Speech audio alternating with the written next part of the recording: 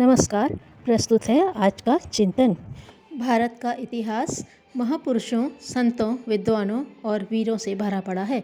यहाँ पुत्र ने अपने पिता से भी अधिक उन्नति की।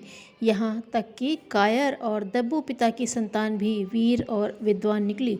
इसका एकमात्र कारण है यहाँ की नारियों का जागरूक और संतति निर्माण में दक्ष होना।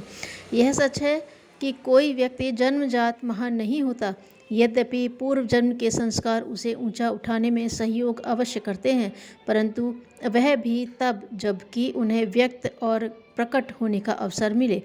भारत की नारी उन संस्कारों को संवारने में ही नहीं, नए संस्कार डालकर इसी जीवन में ऊंचा उठाने में भी कुशल रही है। अभिमन्यु, बुद्ध, महावीर आदि महापुरुषों का निर्माण तो गर्भकाल में ही हो गया था। उस समय के विचार एवं संकल्प मन संस्थान को अनिवार्य रूप से प्रभावित करते हैं। बुद्ध की माता यद्यपि बच्चे को जन्म देकर ही चल बसी थी, फिर भी उससे पूर्व उनकी आध्यात्मिक आत्मसाधना का प्रभाव गर्भस्थ शिशु पर तो पड़ा ही। ऋषि मुनियों के आश्रमों में निवास, वहाँ के पवित्र वातावरण में रहने का प्रभाव पाकर ही जन्म लेने वाला बालक आगे चलकर संसार का कल्याण करने वाला मसीहा बन गया। लिच्छवी वंश की क्षात्र परंपरा में महावीर जैसे अहिंसा के अनुयायी और उपदेष्टा का जन्म सचमुच ही आश्चर्यजनक लगता है, परंतु इसका श्रेय भी उसकी माता को ही जाता है। मांस भक्षण से विरत, सौम्य और सात्विक जीवन से लगाव आदि प्रवृत्तियों का प्रभाव परिणाम ही उनके पुत्र को महावीर बना गया। शिशु जन्म के बाद उनके पालन पोषण में आदर्शों और आध्यात्मिक सिद्धांतों के प्रति दृढ़ निष्ठा ने बच्चे को महानता के वरण की प्रेरणा दी। चंद्रगुप्त मौर्य, राणा सांगा, महाराणा प्रताप, वीर शिवाजी, महात्मा गांधी, सुभाष चंद्र बोस, राजर्षि टंडन, बाबू राजेंद्र प्रसाद, महामना मालवीय, विनोबा भावे, महर्षि कर्वे, स्वामी दयानंद, स्वामी विवेकानंद और जवाहरलाल नेहरू जैसी सैकड़ों विभूतियाँ मात्र शक्ति का ही वरदान थीं। यदि इनकी माताएं अपने पुत्रों को राष्ट्र सेवा और समाज निर्माण की दिशा में अग्रसर न करतीं, तो शायद ये महामानव भी अन्य लोगों की तरह पेट और प्रजनन के सामान्य स्तर तक जीवन जीते रहते। मेवाड़ के राजपूत इतिहास में राणा सांगा का नाम विशेष उल्लेखनीय है। भगवान श्री कृष्ण की भक्ति में तन्मय रहने वाली मीरा उनके पूर्वजों में से थीं। राजा कुंभ के उत्तराधिकारियों में महाराणा संग्राम सिंह की ही तेजस्वी और प्रभावशाली सर्वाधिक वीर पुरुष माने जाते हैं। राणा सांगा की माता ने राजस्थान की तत्कालीन दुर्दशा को अच्छी तरह देखा समझा था। संग्राम सिंह के गर्भ में आने के बाद उन्होंने निश्चय किया कि ऐसी संतान को जन्म देना जो इस तिरोभूत अंधकार के वातावरण में प्रकाश का काम दे सके। सात्विक योजना, विरोचित वेशभूषा और साहसी विचारों की मन में बारंबार प्रतिष्ठा कर उन्होंने समुदाय सचमुच ही ऐसी तेजस्वी संतान को जन्म दिया।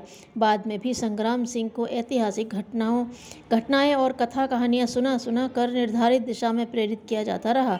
इसी प्रेरणा के फलस्वरूप राणा सांगा आगे चलकर भारत के इतिहास में स्वतंत्रता के अमर पुजारी सिद्ध हुए। उन्हीं के वंश में उत्पन्न हुए महाराणा प्रताप मर्यादा, अभिमानी और स्वतंत्रता के उपासक बने। महाराणा प्रताप के पिता अपनी कुल परंपरा के अनुसार वीर और साहसी नहीं थे। चित्तौड़ का किला हार कर उन्हें अरावली की पहाड़ियों में चला जाना पड़ा था। यहीं पर उनकी पत्नी ने प्रताप सिंह को जन्म दिया। प्रयत्नपूर्वक अपने पुत्र को उन्होंने ऐसा वातावरण दिया जिसमें साहस, शौर्य, स्वाभिमान और देशभक्ति की भावनाएं पनप सकें।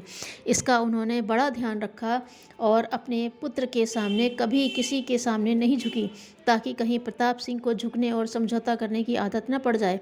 इतने सावधान पालन पोषण का ही परिणाम था कि महाराणा प्रताप ने घास की रोटियां पत्तलों पर खाकर भी अकबर की अधीनता स्वीकार नहीं की। शौर्य और धर्मनिष्ठा के प्रतीक छत्रपति शिवाजी के पिता आदिल शाह के मनसबदार थे। उनकी माता ने अपने बेटे को इसी कारण पिता के पास नहीं भेजा कि कहीं पुत्र पर गुलामी के संस्कार न पड़ जाएं। वे स्वभाव से वीर और हृदय से धर्मनिष्ठ महिला थीं। अपने पुत्र से भी उन्हें यही अपेक्षा थी वह वीर, साहसी और धर्मनिष्ठ बने। इसलिए लोरियों में वीर रस के गीत और कहानियों में, इतिहास पुराणों की कथाएं सुनना आरंभ कर दिया। शिवाजी को हिंदू राज्य का स्वप्न उन्होंने ही दिया और उसे साकार करने के लिए समुचित सामाजिक शिक्षा दीक्षा दी। इसी कारण जीजाबाई जैसी विदुषी और धर्म परायण सन्नारी का पुत्र भी धर्मवीर और धर्म रक्षक बन गया। शिवाजी के निर्विकार मनोभूमि में बोए गए बीज जीवन भर पल्लवित पुष्पित होते रहे। महापुरुषों के उद्भव और विकास में माताओं की महत्वपूर्ण भूमिका भारत की शाश्वत परंपरा रही है। अन्य परंपराओं में भले ही सुधार और क्षीणता आती रही हो, परंतु यह कभी नहीं टूटी। आधुनिक काल में भी भारत की नारी ने सैकड़ों विभूतियां देकर देश और समाज का मस्तक ऊंचा किया है। काशी हिंदू विश्वविद्यालय के संस्थापक धर्मप्राण महामना मदन मोहन मालवीय को शिक्षा का महत्व तब समझ में आया था जबकि उनकी माँ उन्हें पढ़ाने के लिए अपने जेवरों और कपड़ों को गिरवी रख दिया करती थी। धर्म प्रचार की प्रेरणा भी मालवीय जी को अपनी माता से ही प्राप्त हुई थी। राजर्षि टंडन को राष्ट्र प्रेम और तदनुकूल क्रियाकलाप तथा निर्वाह की शिक्षा भी का श्रेय भी उनकी माँ को ही जाता है। अंग्रेज लड़कों द्वारा उनसे छेड़छाड़ करने पर बुरी तरह पिटाई करने वाले टंडन की पीठ उनकी माँ ने ही थपथपाई थी। माँ की प्रेरणा और प्रोत्साहन पाकर टंडन आजीवन निर्भीकता के उपासक बन गए। आध्यात्मिकता की ओर झुककर संन्यास ग्रहण करने के लिए कृत संकल्प सुभाष चंद्र बोस को उनकी माता ने ही देशभक्ति और समाज सेवा की दीक्षा दी थी। महात्मा गांधी के निर्माण में उनकी मां का योगदान भी उल्लेखनीय रहा है। बचपन से ही धर्म पुराण और उपनिषद की कथाएं सुनाकर उन्होंने अपने लाडले मोहन की धार्मिक आस्थाओं को परिपक्व कर दिया था। विदेश में मांस न खाने, मद्यपान और व्यभिचार न करने की प्रतिज्ञा करवाकर गांधी जी के व्यक्तित्व का गठन उनकी मां के सिवाय और किसने किया। स्वयं उन्होंने भी कई स्थलों पर अपनी मां से प्रभावित होने का उल्लेख किया है। धर्म परायण माता रुक्मणी बाई ने तो देश को तीन रत्न दिए, विनोबा, बालकोवा और विठोबा। तीनों ही समाज सेवा के क्षेत्र में सदा अग्रणी बने रहे। अपनी मां की धार्मिक शिक्षा ने बचपन में ही विनोबा के मुख से यह कहलवाया, डोम, महार और चमार नीच नहीं है। भगवान को सर्वव्यापी मानकर पूजा करने वाली माता रुक्मणी ने विनोबा भावे को ईशावासी मिदम सर्वम का उपासक बना दिया। आदिकाल से आद्यकाल तक भारत की नारियों ने देश को अमूल्य रत्न दिए हैं। हमारी संस्कृति में मातृशक्ति को इतना महत्वपूर्ण स्थान शायद इसलिए दिया गया है कि वही हमारे गौरव का आधार रही है। मातृशक्ति की गरिमा को जब तक अक्षुण्ण बनाए रखा जाएगा, तब तक संस्कृति और यहाँ की भूमि की विभूतियों को जन्म देती रहेगी। धन्यवाद।